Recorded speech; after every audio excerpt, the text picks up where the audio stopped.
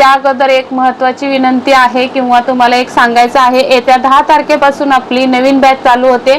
Online class असतो आपला, face to face तुम्ही प्रश्न विचारता, मी इकडून शिकवत असते।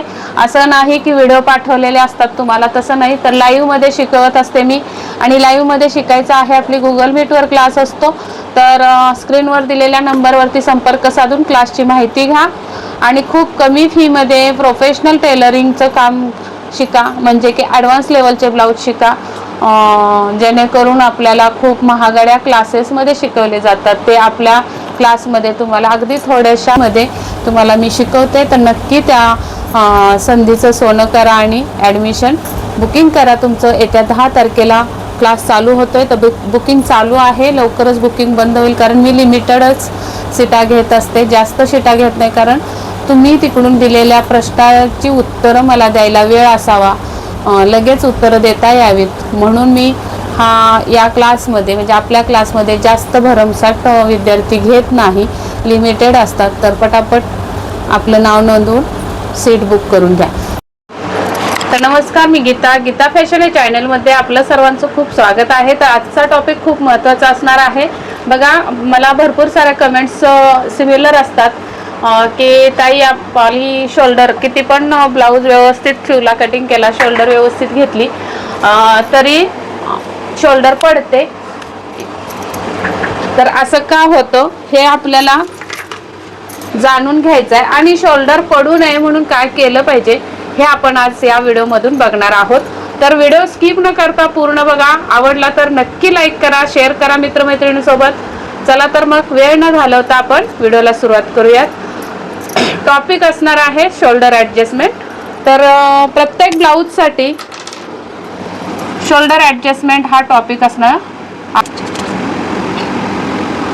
तर प्रत्येक साईजसाठी शोल्डर किती घेतली पाहिजे हे आपल्याला बघायचं आहे। तर आपल्या फॉर्म्युल्यामध्ये साईज नसून आपल्याकडे आपण असं म्हणत असतो की गळ्यानुसार शोल्डर ॲडजस्ट केली पाहिजे, साईजनुसार शोल्डर ॲडजस्टमेंट असतेच, म्हणजे की तुमची साईज, आता साईजनुसार तुमचा शोल्डर प्रत्येकाचं वेगवेगळं असणार आहे। कोणाचं 13.5 असेल, कोणाचं 14 असेल, कोणाचं 14.5 असेल, कोणाचं 15 असेल, कोणाचं 15.5 असेल, कोणाचं 16 असेल, असं हे शोल्डर असतं।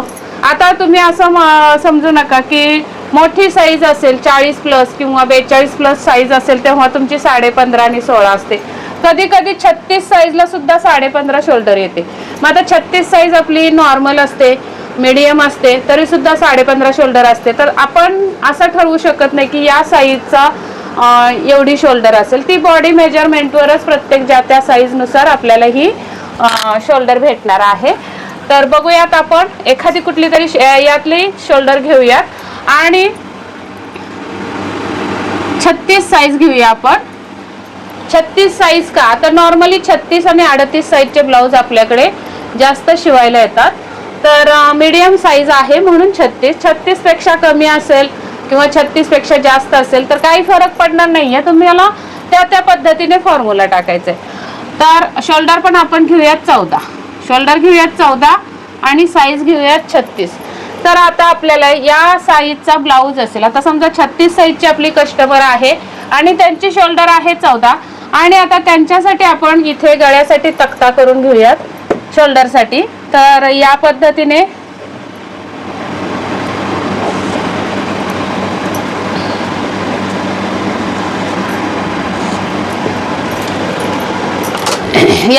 अगोदर आपण तक्ता करून घेऊयात, कारण बऱ्याच साऱ्या ताईंचा आपल्याला कमेंट आलेली होती की ताई शोल्डरचा एक तक्ता करून आम्हाला सेंड करा किंवा आम्ही त्याचा स्क्रीनशॉट काढू शकू।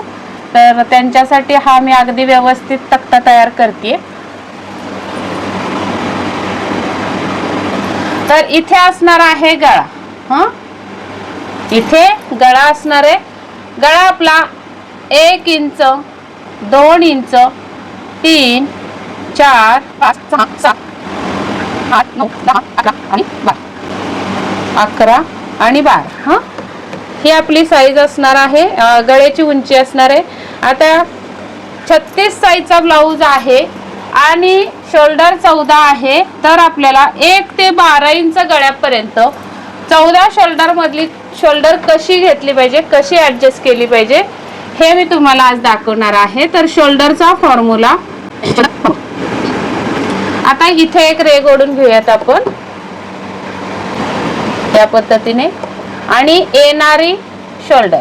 आता आपल्याला त्या गळ्यानुसार शोल्डर किती घ्यायची ते या रकान्यात येणारी शोल्डर म्हणजे जी आपली ऍडजस्ट करून आलेली शोल्डर इथे लिहायचे. तर 1 इंच गळ्यासाठी बघा तुमची शोल्डर आहे 14 बरोबर. 1 इंच गळा असेल तुमचा तर तुमची पूर्ण शोल्डर किती आहे 14. त्याला तुम्हाला भागिले 2 करायचे बरोबर येणार आहेत 7. हे असणार आहे तुमचा शोल्डर. तर तुमची शोल्डर 7 इंच घ्यायचे. 1 इंच गळा तुमचा कटिंग करायचा असेल तर 1 च्या आधीचा गळा म्हणजे बंद गळा, अजिबात गळा कितीचा अर्धा इंच पण नाही, पॅक गळा असेल तेव्हा तुम्हाला काय करायचं असतं. पॅक गळ्यासाठी इथे लिहून घेते बंद गळा म्हणूयात आपण. बंद गळ्यासाठी काय असणार आहे फॉर्म्युला.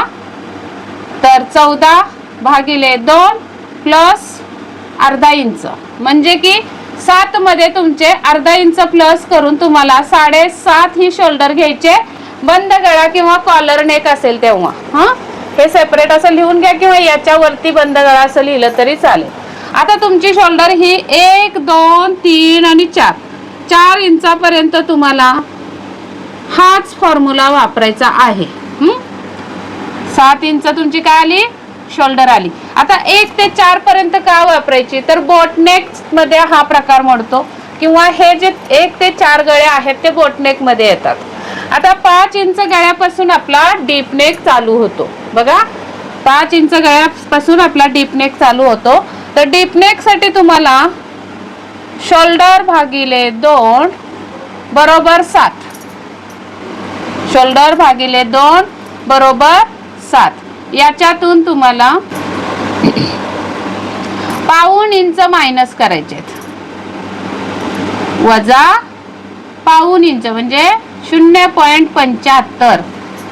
म्हणजे आता 7 मधून 0.75 वजा केले तर किती येणार आहे 6.25. 6.25 म्हणजे 6.25 तुमची शोल्डर.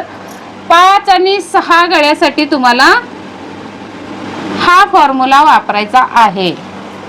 5 आणि 6 साठी बघा इथे सुद्धा मी हे करते 2 ला पण आणि 3 ला पण 4 ला सुद्धा तोच फॉर्म्युला आहे. 5 आणि 6 साठी हा फॉर्म्युला वापरायचा आहे. 7 इंचासाठी तुम्हाला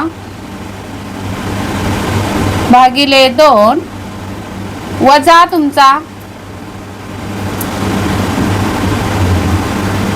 1.5 वजा किती